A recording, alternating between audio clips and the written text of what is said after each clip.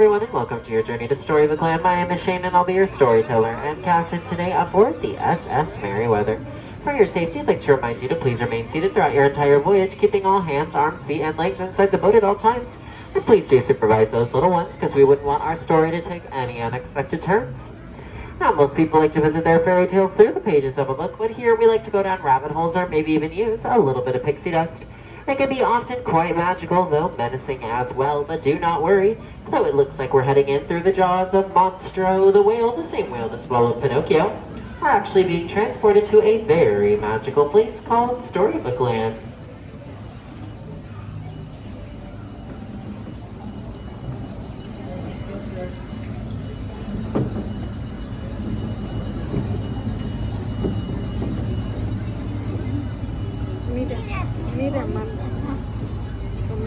Now, of course, most good stories start with those four little words, once upon a time, and in this case we start on our left with the big bad wolf's cave. He's always chasing after those three little pigs, but luckily they live across the way in these three houses. I've got one made of straw, one made of sticks, and one made of 100% guaranteed foolproof bricks. For now, our story takes a strange turn because just around the corner on your left is going to be the quaint little English village home to Alice. One golden afternoon, Alice chased the white rabbit down the rabbit hole, and she fell down, down, down, down, down, down to Wonderland, where things just became curiouser and curiouser. But if that was not your cup of tea, then on your right is London Park, where Peter Pan, John, Wendy, and Michael Darling all flew off to Neverland, where they never ever had to grow up, thanks to a little extra magic from Tinker Bell.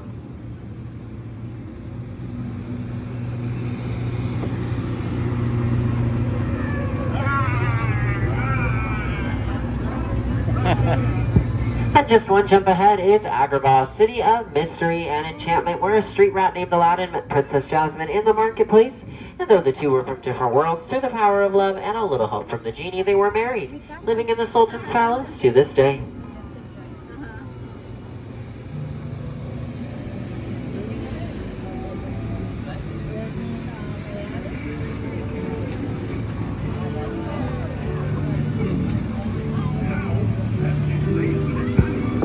Unbelievable sights, indescribable feelings. That's exactly what I feel whenever we go through these archways.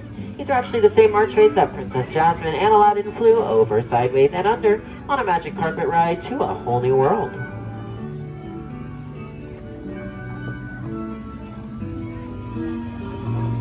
But like most good stories, they do take us to some dark places as well. Places of mystery like the Cave of Wonders just up ahead.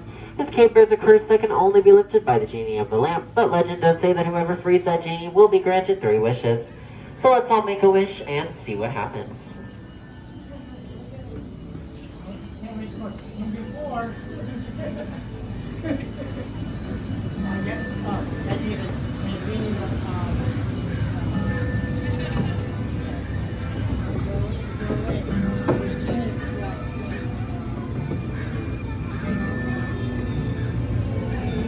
Snow White wished for safety when she fled from the evil queen, and that's when she came upon this little cottage on your right, home of the 7 dwarfs.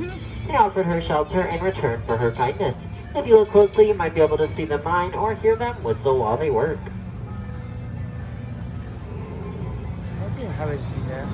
Cinderella wished to go to the ball, but her evil stepmother forbade it, for they left her in that little blue roof chateau over there on the left. Luckily, though, the fairy godmother did indeed grant her wish, but when Cinderella did not return home before midnight, her beautiful golden carriage turned back into a pumpkin. It's still up there on the bridge.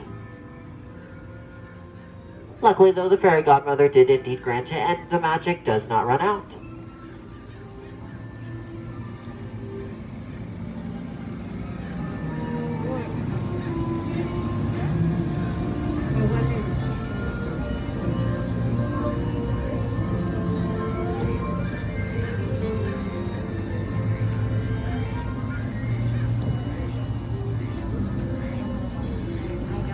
Dreams do come true. Like wishes, they inspire a lot of our stories here. Some dream of happily ever afters, while others dream of drifting off to sleep on hills of quilted flowers, like the ones to your left, inspired by the 1933 Silly Symphony cartoon, Lullaby Land. And here in Story of a Clam, there is lots of different types of magic, even in the miniature plants all around the canal that will never grow up, thanks to the enchantment of our garden fairy talent over at Pixie Hollow.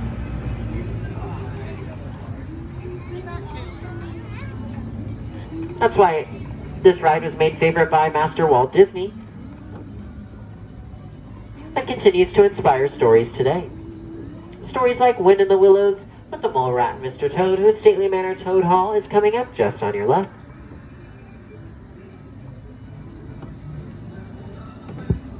But unfortunately, it does look like Mr. Toad is not home right now, for he must be off on his motor car on a wild ride to nowhere in particular. But on your left in the Kingdom of Arendelle is home to two sisters, Anna and Elsa, with their frozen friends, Kristoff, Olaf, and Sven, for they discovered something even more powerful than Elsa's magic, love. And straight ahead in the Alpine Village lives a woodcarver named Geppetto with his little puppet Pinocchio. For all Geppetto wished for was for his puppet to become a real boy, so when Pinocchio helped save him from Monstro the whale, the Blue Fairy granted that wish. Here is a little Christmas tree. Ponerles afuera, no? Those little trees. I would love to have those. Speaking of wishes being granted, let's talk about the little mermaid named Ariel, who wished to leave her life under the sea and become part of our world. So she chased her Prince Eric all the way back to this castle on our right, took her first steps on unsteady legs, and married him there. Speeding all the way back to her father, King Triton, whose underwater city of Atlantica is just here.